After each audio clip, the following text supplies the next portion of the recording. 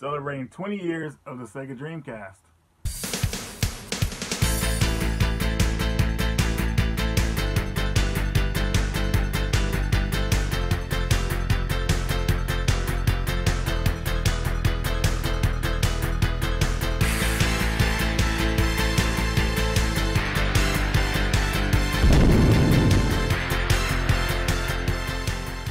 Hey everybody, and welcome to a new video. And today we're here to talk about the Sega Dreamcast. Dreamcast in America is pretty much still on its 20th anniversary.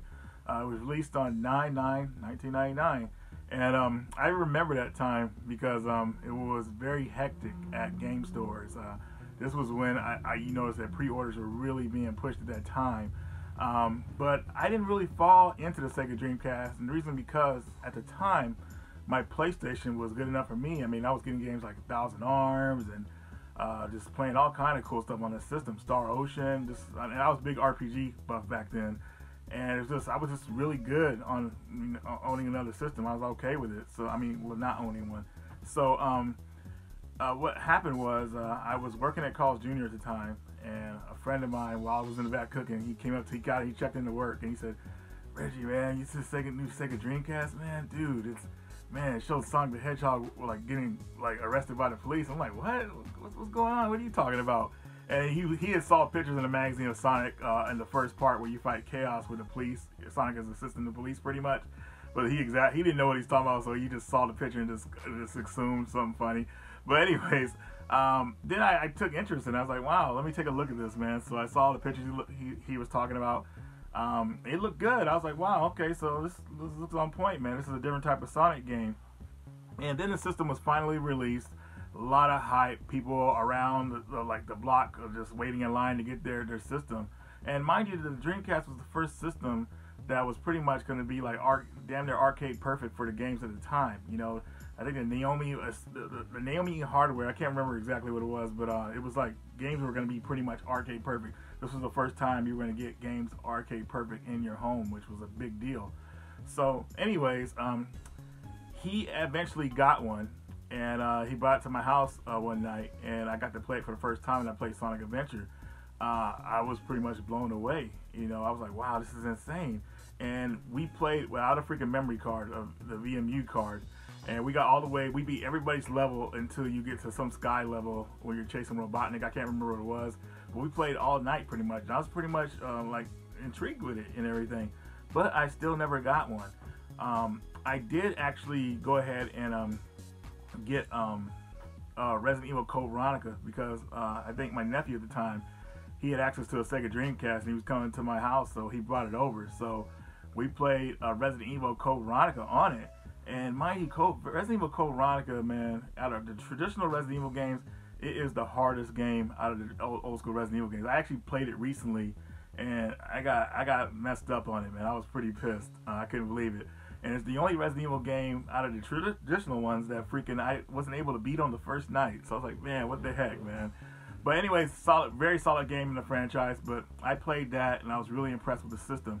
But still at that time, I didn't get the Dreamcast. And then later on, I went into the military, and pretty much I would say, you know, Dreamcast was still very popular. But then I remember when I was in my AIT training, read a magazine, a game magazine, that said the Dreamcast is done. I was like, what? Done already? Like they're closing out the Dreamcast pretty much. I was like, what the heck? So they're gonna stop making games for it and all this stuff. It was crazy, and the system had only been out for like 2 years. So as I went to Korea on my first duty station, Dreamcasts were being sold at the PX for freaking $50 complete in box. So I ended up picking up one, and golly, I started like getting the games like because they were really cheap over there. I only got a couple because I was still like on the PlayStation looking at Saturn stuff and all that stuff. But I got Sonic Adventure 2 and all that stuff, and I really liked the game. But later on, oh yeah, and Grandia 2, I beat that on there. What else did I play on there? I actually played Resident Evil Code Veronica X on the Dreamcast as well, because the X version actually came out on the Dreamcast only in Japan though, so the extended scenes with Albert Wesker and all that stuff. So I got that sucker, beat a couple of games like that. Had a couple games I can't really remember, but I kind of fell off from it, and I really didn't appreciate it at that time either. You know, I just kind of like, nah, whatever. Run back around, I would say now it would be 6 years ago. Um, I went into, I had a storage at the time, and I went into this antique mall with a bunch of little malls, like a bunch of little stores inside of it. And there was a store on the side. It was a clothing store. I'm like, what the? Okay, cool. So I'm walking past it, and they have this case, and I look in the case. There's games in the case. I was like, ma'am, how much are these games? There's no prices on them. She said they're all $10 each.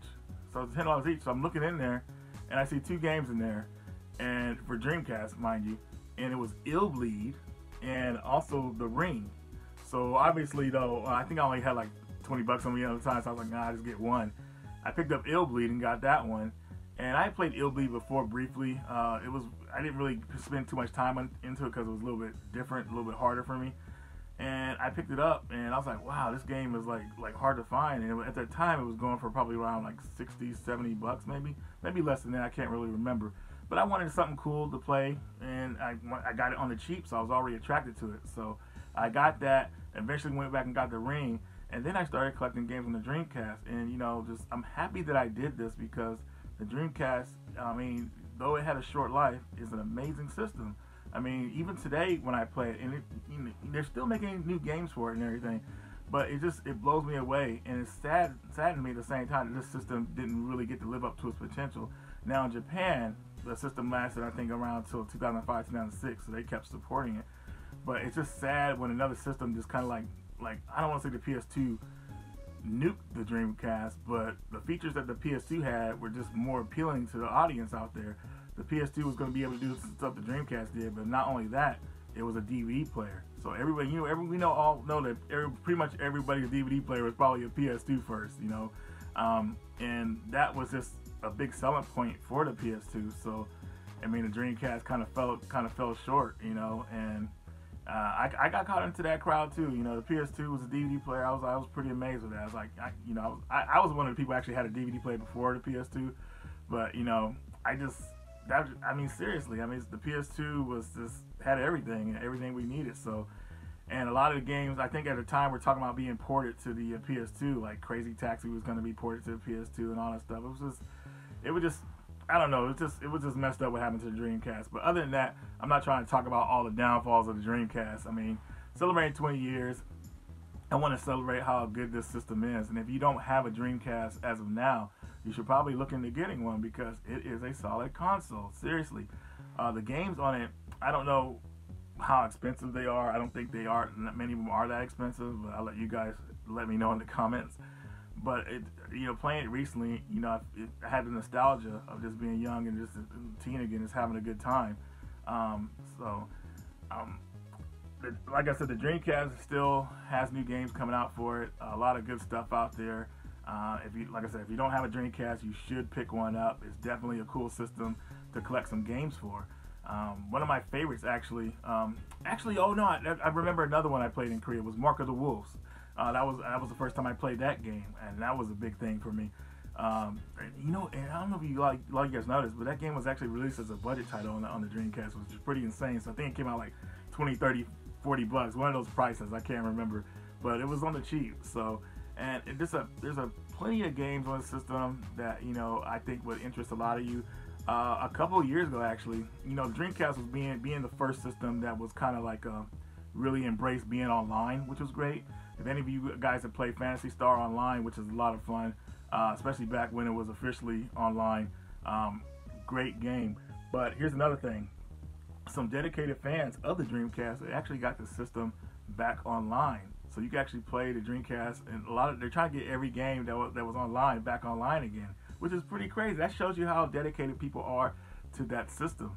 One of my buddies, Stefan, he's the one that broke the good news to me about the freaking Dreamcast being online with Phantasy Star, and he was telling me how mostly people play it on the weekends and everything, and these are like all old school players and everything. He said there's a bunch of people who play on the weekends, not much during the weekdays because people who played it back then, older now, they probably got a lot of obligations, job, family, and all that good stuff. But on the weekend, you get a lot of people in there playing, which is great, and he said it was a lot of fun.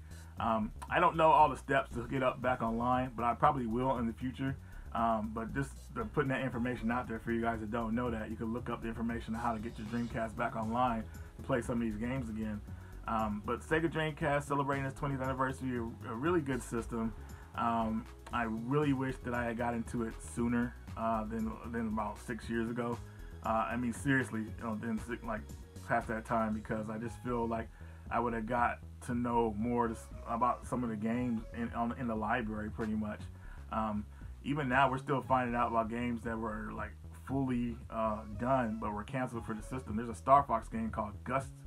It's called Gust Burst or something like that. I probably got it wrong, but I just recently saw a game like that, and I think it's actually been leaked and released pretty much. So, but anyway, guys, that was my Dreamcast story. I didn't want to hold you guys up too long. That's pretty much all I got for it. Long live the Dreamcast. Very good system. Still games being made for it. Let me know what you guys think about the Dreamcast, and like how during the time when it came out, how did you guys feel about the system? Did you guys get it during launch? Did you pass on it, play it a little bit later? Let me know, because I'm interested, because I would have got a Dreamcast at the time, but I just didn't feel no need to, because the PlayStation had me unlocked with the RPGs I was playing. I mean, if you're an RPG guy and this is like back in like '99, seriously, man. I mean, the PlayStation had everything you were looking for. When it comes to Thousand Arms, Star Ocean, Final Fantasy. I was like pretty much just immersed in all these crazy RPGs. So I just had no thing about playing like a new system and all this stuff, RPGs and all this stuff. So, but anyways, guys, thanks for watching. Radical Reggie, and I will see you later.